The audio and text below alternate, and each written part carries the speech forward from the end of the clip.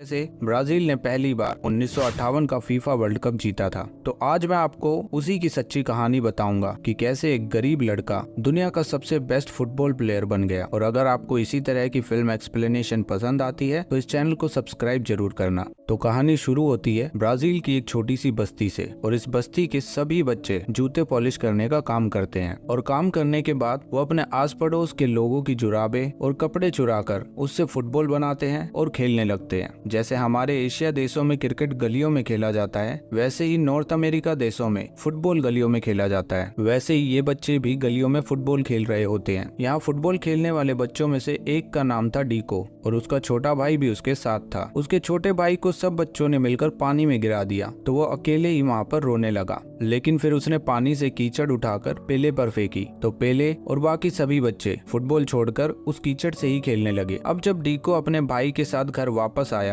तो वो अपनी माँ को बताता है कि वास्तव में उसके जूते पॉलिश करने के बाद जब वो घर वापस आ रहे थे तो जूको का पैर फिसल गया और वो नदी में गिर गया। लेकिन तभी जूको सच बोल देता है कि वो लोग फुटबॉल खेलते हुए कीचड़ में हो गए। ये बात सुनकर पेले की माँ उन पर बहुत गुस्सा करती है। दरअसल डीको की माँ कभी नहीं चाहती थी कि उसके बच्चे फुटबॉल खेले, क्योंकि डीको के पिता एक समय पर बहुत अच्छे फुटबॉल प्लेयर थे। लेकिन फुटबॉल खेलते समय लगी चोट के कारण उनका एक पैर पूरी तरह से खराब हो गया और उनका फुटबॉल करियर खराब हो गया, और अब वो सफाई का काम करते हैं। फिर 1950 का समय आता है और आज ब्राजील टीम उरुग्वे में फुटबॉल वर्ल्ड कप का खेल खेल रही थी। इसीलिए ब्राजील के सभी लोग अपना सारा काम छोड़ छाड़ कर फुटबॉल मैच सुनने के लिए रेडियो चालू करके बैठ गए थे, क्योंकि उस समय टीवी का आविष्कार नहीं हुआ था। लेकिन दुर्भाग्य से आज के मैच में ब्राजील बहुत बुरी तरह से हार जाता है और ब्राजील उस पूरे वर्ल्ड कप से बाहर हो जाता है। ये खबर सुनते ही ब्राजील के सभी लोगों की आंखों में आंसू आ गए। यहाँ तक कि छत पर लेट कर फुटबॉल मैच सुन रहा डीको भी रोने लगा। दरअसल ब्राजील के सभी लोग फुटबॉल खेल को बहुत पसंद करते थे। और अब डीको के पिता घर आते हैं और डीको अपने पिता से कहता है कि एक दिन मैं ब्राजील के लिए वर्ल्ड कप जरूर जीतूंगा, आप देख लेना।